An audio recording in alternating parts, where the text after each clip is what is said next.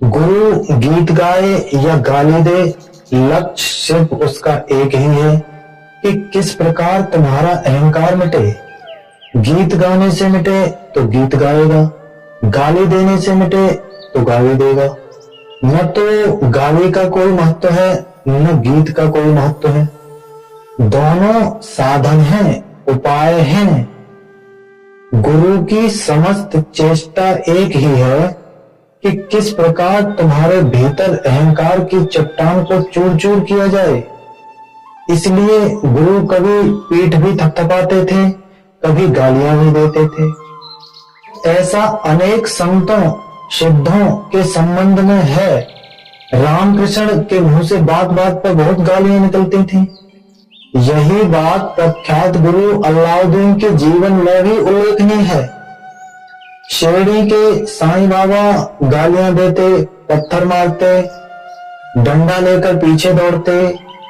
लोग सोचते कि पागल हो गए हैं, वह पागल नहीं थे। जैसे जैसे उनकी मौत करीब आने लगी, उतनी ही ज्यादा गालियां देने लगे, ज्यादा पत्थर फेंकने लगे, ज्यादा मारने दौड़ने लगे।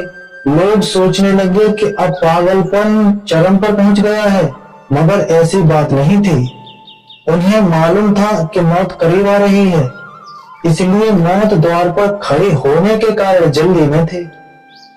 क्योंकि जिनके भी जीवन में थोड़ी सी भी संभावना थी, उनके जीवन में चोट से कोई क्रांति हो सकती थी।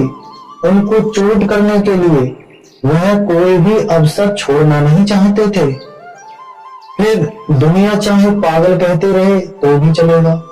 सिद्धों को इस बात से कोई फर्क नहीं पड़ता कि दुनिया क्या कहती है। सिद्धों का तो एक ही लक्ष्य होता है कि जो उन्हें मिला है उसे बांट दो।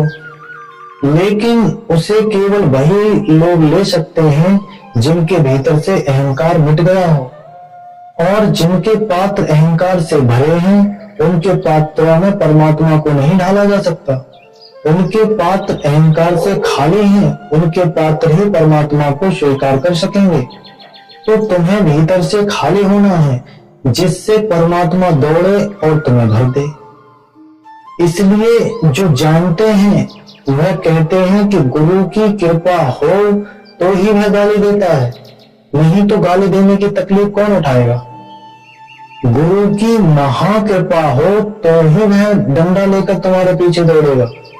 उसका डंडा लेकर दौड़ना या गाली देना इस बात का सबूत है कि तुम काम के आदमी मालूम पड़ते हो, तुममें कुछ होने की संभावना है। यहाँ बीज अंकुरित हो सकता है, तुम इस योग्य हो। शायद तुम बिल्कुल करीब हो, जरा सा धक्का देने की जरूरत है, फिर कौन जाने गाली ही धक्का बन जाए। एक जैन फकीर ने तो अपने शिष्य को पकड़कर खिड़की से बाहर फेंक दिया, और वो जब नीचे गिरा शिष्य, तो गुरु ऊपर से खिड़की से झांका और पूछा, कहो क्या हुआ। उस वक्त गुरु का खिड़की से झांकना और देखना और पूछना कि कहो क्या हुआ, वह प्रज्वलित आंखें और आनंद मगन भाव। शिष्य तो भूल ही गया कि वह फेंका गया है। उसे एक पल तो याद ही नहीं रहा शरीर का। उस एक पल में क्रांति घट गई जो वर्षों ध्यान अध्ययन से न घट सकी। हड्डियां तो टूट गई, मगर आत्मा मिल गई थी। और हड्डियां तो फिर भी टूट ही जाएंगी, उन्हें तो मिट्टी में मिल ही जाना है। वह तो मिट्टी से बनी है और मिट्टी में मिल जाना है।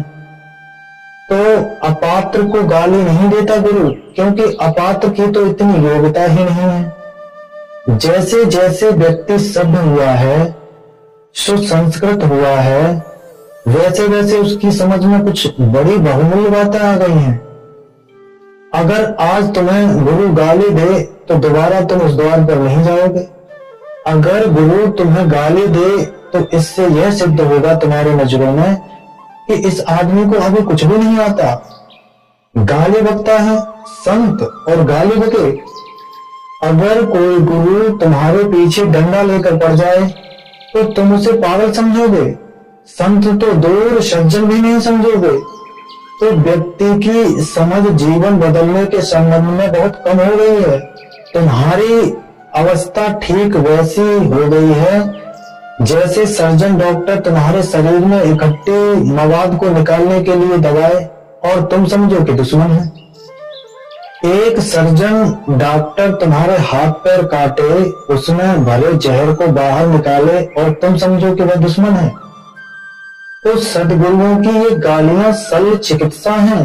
नदी सामने बह रही है और लोग प्यासे खड़े हैं, तड़प रहे हैं, लेकिन अहंकार कहता है कि झुकना मत। अब नदी तो तुम्हारे कंठ तक आने से रही, तुम्हें झुकना ही होगा, हाथ की अंजलि बनानी ही होगी, तभी नदी तुम्हें तृप्त कर सकती है। सूरज तो निकला है, जो आंख खोलेगा उसकी आंखें रोशनी से भर जाएंगी। इसमें सूरज का क्या दोष? सूरज तो निकला ही हुआ है और जो आंख बंद रखेगा उसकी आंखें अंधेरे से भरी रहेंगी। आंखें खोलो, सूरज उगा है, हृदय खोलो, परमात्मा बरस रहा है। मगर लोग हृदय बंद किए हुए हैं और फिर पूछते हैं परमात्मा कहाँ है? रोशनी दिखाई नहीं पड़ती, कहीं कोई संगीत सुनाई नहीं पड़ता। कैसे संगीत सुनाई पड़े? कैसे रोशनी उतरे? कैसे अमृत तुम पर बरसे? परमात्मा एक पल को भी अनुपस्थित नहीं है। जो अनुपस्थित हो जाए वह परमात्मा नहीं। ये सारा अस्तित्व उसी से भरा है।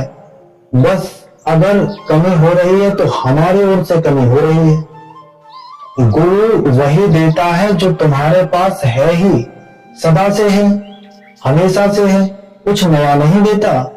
इस सूरज के तले कुछ भी नया नहीं है और गुरु तुमसे वही छीन लेता है जो तुम्हारे पास है ही, पहले से ही है, जैसे अहंकार।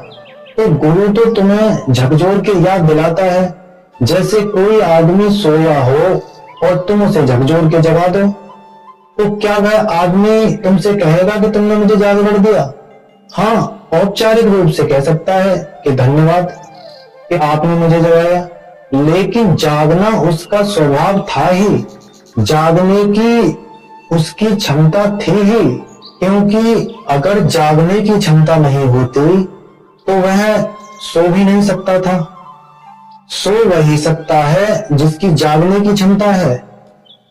परेशान वही हो सकता है जिसकी आनंद की क्षमता है। मौत उसी की हो सकती है जिसकी अमृत की क्षमता है। सो इसलिए गया क्योंकि जाग सकता है, तुमने उसे झकझोर दिया।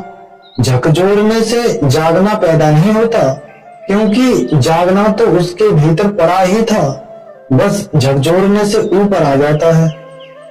और तुमने छीन क्या लिया? नींद छीन ली। नींद स्वभाव नहीं है, क्योंकि स्वभाव को छीना नहीं जा सकता। नींद तो कृत्रिम आवरण है, इसलिए छीनी जा सकती है। अहंकार छीना जा सकता है क्योंकि अहंकार झूठ है, आत्मा सत्य है। कोई गुरु शिष्य के जागरण का कारण नहीं होता है, मात्र निमित्त होता है, मात्र इशारा होता है। तुम सौभाग्यशाली हो क्योंकि तुम मनुष्य जाति के सर्वाधिक महत्वपूर्ण क्षणों में जी रहे हो। मनुष्य के पास जो प्रतिभा है वह और किसी जीव में नहीं। प्रतिभा दो धार वाली तलवार है, अगर गलत रास्ते पर प्रतिभा चली जाए तो खतरनाक हो जाता है जीवन, अगर वही प्रतिभा ठीक रास्ते पर मुड़ जाए तो जीवन सुगंध से भर जाता है।